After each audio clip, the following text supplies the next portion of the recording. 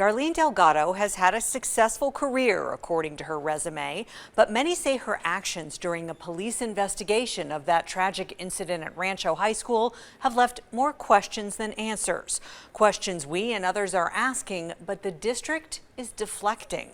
It's been almost 2 years since Jonathan Lewis Jr. lost his life.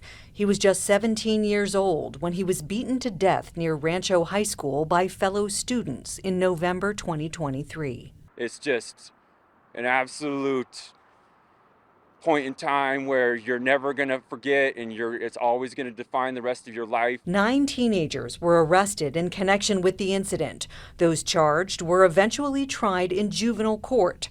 Attorneys for several of the teens say the charges were substantiated. Their cases are sealed. Rancho principal Darlene Delgado stepped down in January 2024, just 2 months after Lewis's death. That should be asked. This email a group of teachers sent to 13 Investigates questioned Delgado's handling of the incident.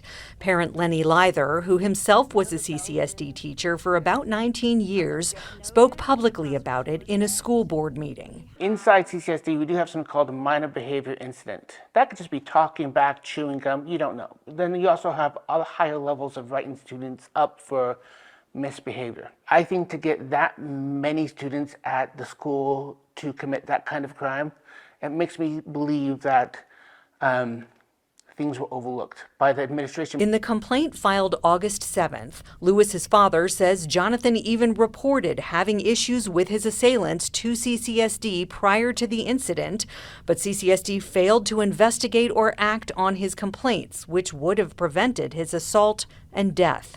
The lawsuit says the district knew Jonathan was a special needs student, and it alleges that Rancho staff were aware of a pattern of aggressive behavior by the assailants before their deadly attack on Jonathan. The lawsuit further says the confrontation that led to this attack occurred on Rancho High School's campus, and that CCSD knew the place where the attack happened near the school was a gathering spot for students where prior incidents of fighting and criminal activity had occurred. Despite this knowledge, the lawsuit says, CCSD failed to take reasonable steps to supervise students, implement security measures, or notify law enforcement. Here's what police reports say happened the day after the attack took place. Delgado and several school administrators separated at least 6 students they believed were involved and kept them in different rooms while police were called. But before detectives could arrive at Rancho, the reports say 2 parents came and took their students home. We asked to interview Delgado, but the district declined, instead sending a statement saying the district has no authority to require a student to remain at school if a parent or guardian comes to pick them up. In that statement, the district did not address the fact that Rancho leaders knew Metro was on the way, which again, we know to be true because Metro's reports say school administrators are the ones who called them to the scene. We know from police records that when detectives got to the school, they collected cell phones from the remaining students to search the devices. Then parents were contacted and those students were released. It's unclear if the 2 students who left earlier had electronic devices that may have contained evidence. I'd pull more hair out, but I don't have enough. It just makes me question, how did they handle that? In a public statement announcing her retirement, Delgado said she wanted to spend more time with family. But her retirement was short-lived. Just 6 months after stepping down at Rancho, Delgado took a job as a director at the Young Women's Leadership Academy of Las Vegas. Then, last month, CCSD Superintendent Joan Ebert presented Delgado to the Board of Trustees as a candidate to unretire from the district, returning with a promotion as a school associate superintendent. At that school board meeting, Trustee Lorena Biasotti had questions about Delgado's abrupt retirement, but she wasn't allowed to continue. I personally tried to speak with her, but was turned away and told she had no time, not even for a 5-minute conversation. Instead, she retired mid-year, leaving behind. Point of order. I was bringing up a point of order. The person up for this position, their record is not part of this debate. quite frankly. Trustee Lydia Dominguez also tried to ask, but she too was cut off.